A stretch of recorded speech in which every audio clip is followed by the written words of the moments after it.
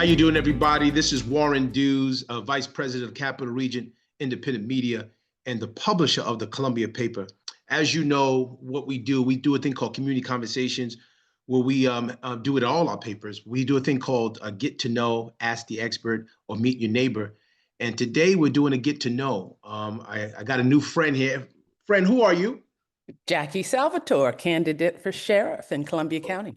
All right, Jackie. Well, nice to talk to you. I've met you before. I met you a couple of times. I've seen you recently at a couple events.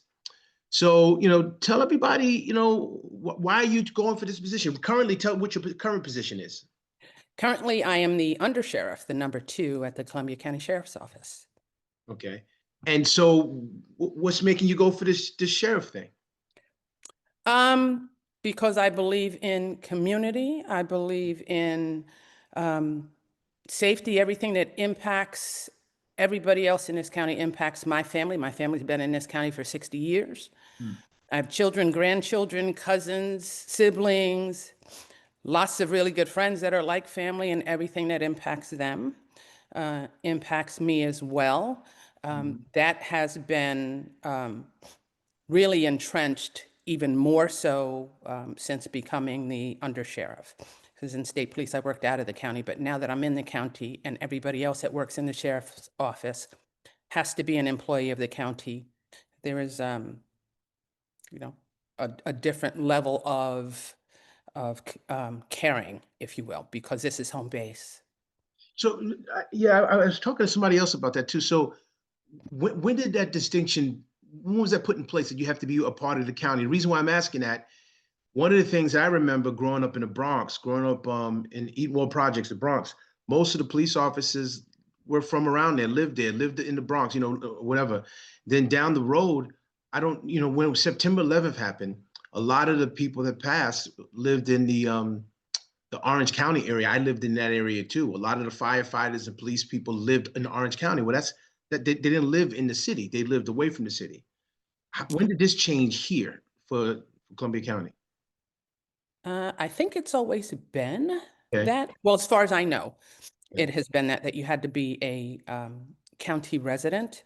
I know a lot of police agencies are now looking beyond that simply because of recruitment and retention concerns. So, but my understanding is that you always had to be a county resident. Okay. So what are the biggest challenges facing the county and the law enforcement in this country? Recruitment. Number one is recruitment, and I would say second is the opioid crises and all of the things associated with it. Explain that. What do you mean? What are some of those things? How's that affecting you and the people that work with you? Well, I think a significant number of property crimes are created by people with substance use disorder. The majority of the people that are currently incarcerated in our facility are dealing with a substance use disorder. And the state recognizes it so much that November of 23, we have a medically assisted treatment program that was mandated in correctional facilities by the state. So they recognize it as a true concern, and I have to say that it has helped.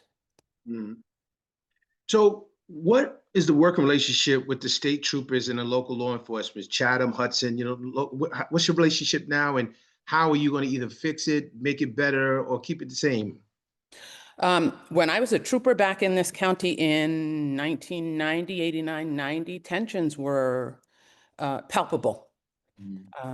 And I don't know if that was just, competitiveness or egos or what have you, but we have a great working relationship with state police, Hudson Police, Chatham, Philmont. We really do have a remarkable relationship with them. When calls go out, each agency backs the other up, even without having to ask. It just really is remarkable, and I'm happy it's that way. It's not what I experienced as a trooper. It's much different. So, I'm from somebody from the outside in, number one, I never knew what a sheriff does, I knew what the chief of police was. I knew the chief of police. It was in charge of, you know, the city police. What's the ranking of a sheriff and the chief of police and the state trooper? Like, who's hired? Is there a hierarchy there? Not necessarily. Sheriffs are the only elected head of law enforcement Okay. in the state. Okay. The superintendent of state police is appointed by the governor. The chief of Hudson is appointed by the mayor, and likewise, but the sheriff is elected by the people of the county. Okay. So one of the things I talked to other people about was, if I call 911, Mhm. I don't care which one of y'all are coming. I just want one of y'all to come. I don't care if it's a sheriff, the state trooper, the chief of police, you know, the mall cop, as long as he got a phone to call y'all to get there. You know I what I'm saying? understand. Yeah. Yeah, I don't. So as someone, you know, why was there turmoil and stuff like that? Because I don't care who comes. I just want somebody to come and help. So back when I was a trooper, we didn't have technology that could show you where vehicles are located. Okay. So when you call 911 now, they take a poll and the vehicle, the agency, state police, sheriff's office, whomever that is closest, they get dispatched to the call. Oh, so they can see exactly who's closest by their car. Okay. Correct. And they'll call and ask you for a location, ask where your current location is based on the incident, and they will dispatch the closest agency. Okay. Okay. That's cool. So I guess technology is helping in some of that. Oh, greatly, greatly. But one of the things you said, you know, back in the day, I guess there was other reasons why those things happen. And now, you know, you're saying you have a great relationship with all those state and city. Sorry about that. No, no problem. Go ahead. So plans for social programs, especially in jails. Currently, there are working programs like gardening and other inmate skills are improved.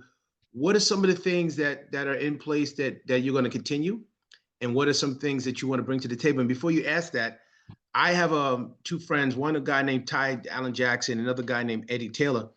Ty is a book author, and one of the things that they did years ago in the Berkshires, Ty and Eddie put this thing together where they brought their books, and Ty does a children's book, and they got the parents to read the children's book.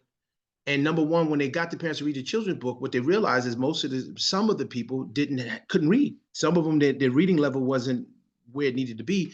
So they actually had to work with them on reading.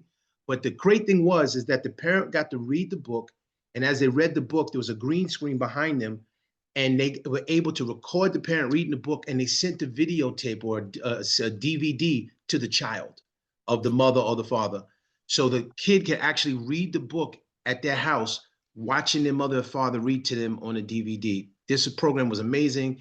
They had it for a couple of years, and the recidivism rate for those people that participated in that was amazing. Like, they didn't come back to jail because they went through that program. So I share that to say that was an amazing program that's not happening anymore.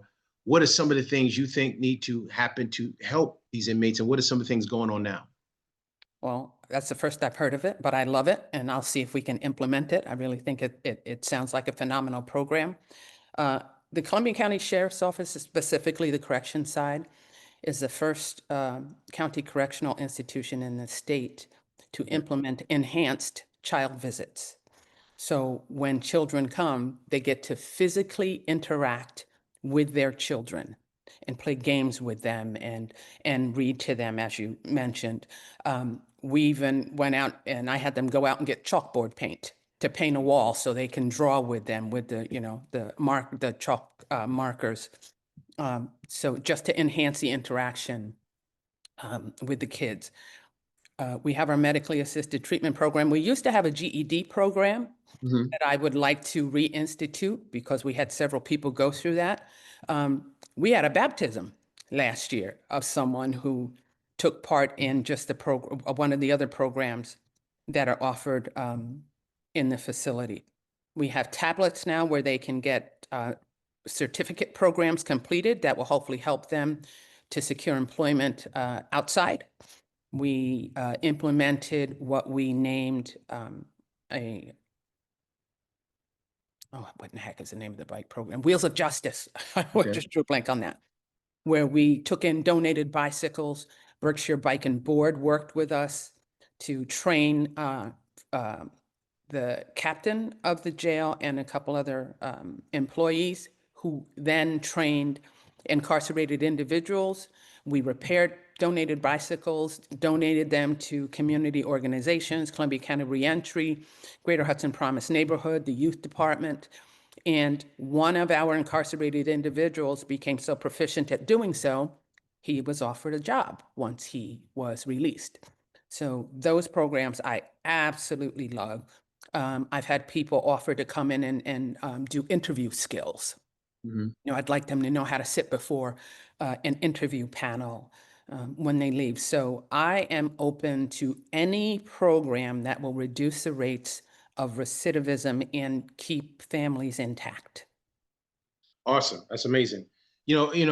Sometimes used to think about these types of programs, and if they help keep people out, doesn't that affect the bottom line of the jails and in the counties? So, that it's almost like a double-edged sword because you're keeping people out, the numbers are going down, but then your revenue's going down too. How do you balance the two where you're not out there hoping people come in? The unfortunate reality is crime happens. But I did a paper back in high school about the prison system, specifically with regard to recidivism and whether or not it worked.